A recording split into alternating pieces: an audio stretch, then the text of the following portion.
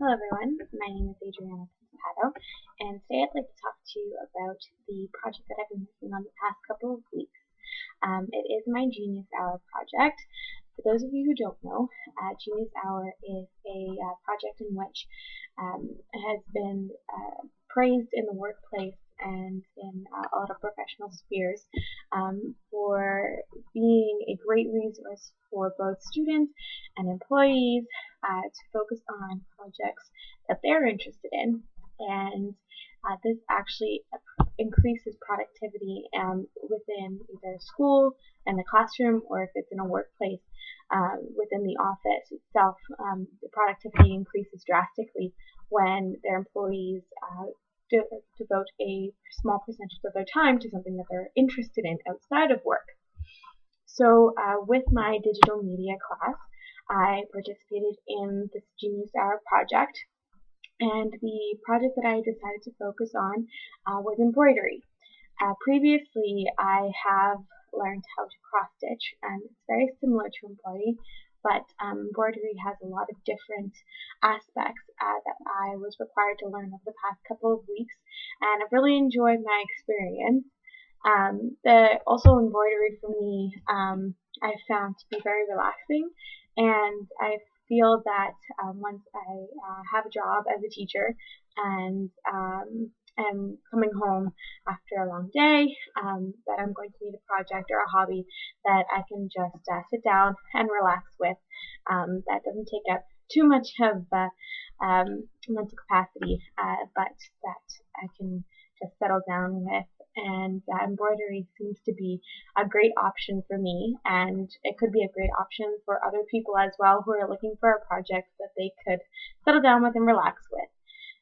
So I will be spending some of this video today talking to you about the project that I completed and what I've learned about embroidery.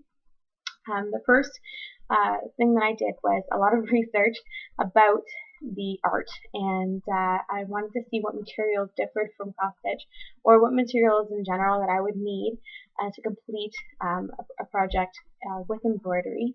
And everything that came up was things that you could usually find in your local craft store. Some of the items are embroidery specific, and it was a little bit more difficult to find, but I found that Hobby Lobby in the States had a large selection that assisted me with my project, so I just had to order them online, which was really easy. And all the other pieces could be found at Michael's, or even I found them in my own house. So this could be really easy for you, and hopefully something that others can enjoy as much as I did over the past couple of weeks. So I'd like to take some time just to show you what I've learned and what I've been working on the past couple of weeks. So first I want to start with cross stitch, just to give you a general basis of the difference between cross stitch and embroidery. So I'd like to show you just something like this. Let it focus there for a bit. So this is a pattern for cross stitching. So as you can see, there's different symbols and colors, and those symbols and colors correspond to different threads and on the pattern itself, and you follow something like this that I just showed you in order to complete a cross stitch. So there's not a lot of variety and originality in which you can create when you're using a kit, just because it's all set up for you. And I'll show you the legend that they do offer you. Unfortunately, it is backwards, but they do provide all of the different colors and threads that you use in cross stitch. Now, embroidery is a little different because you can create your own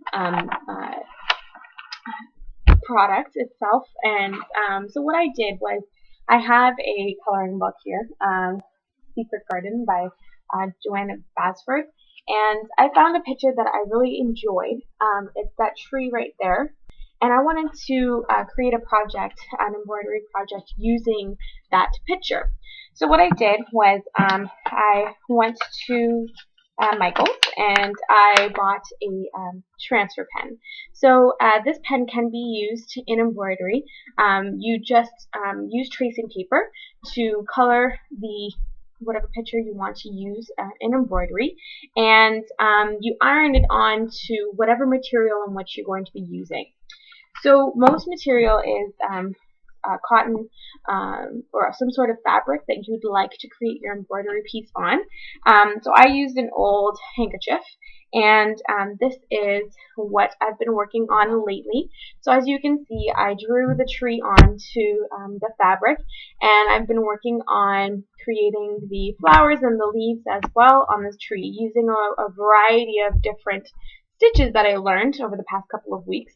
Now the tree itself is a stitch, you couldn't call it a back stitch or a stem stitch, whereas the flowers and the leaves are a different stitch than that, used in embroidery for creating flowers and leaves. So that's what I've been working on, and you use a needle. It's just an embroidery needle that is a little bit different than the cross stitch one because it will need to be sharp. Cross stitch, you can use blunt needles because of the fabric itself that you're using has holes in it, so you use the holes in order to create the cross stitch. Whereas embroidery, you're going to be using a denser material, so you will need something with a sharper tool. And the last thing I'd like to show you, the noise there, is just the string that I use. Now it's a DMC floss, so it's easy to find at any craft store. You can find it in a wide variety of colors and thicknesses. So I like to use that just because of I wanted to use a bunch of different colors in the flowers and the leaves there, so that's why I decided to use that floss. So I really enjoyed this project over the past couple of weeks, and hopefully that you can find yourself a Genius Hour project that you can focus on that will enhance your living environment and something that you can really enjoy for yourself. Thank you for listening in. If you have any questions, please do not hesitate to let me know in the comments below. Thank you.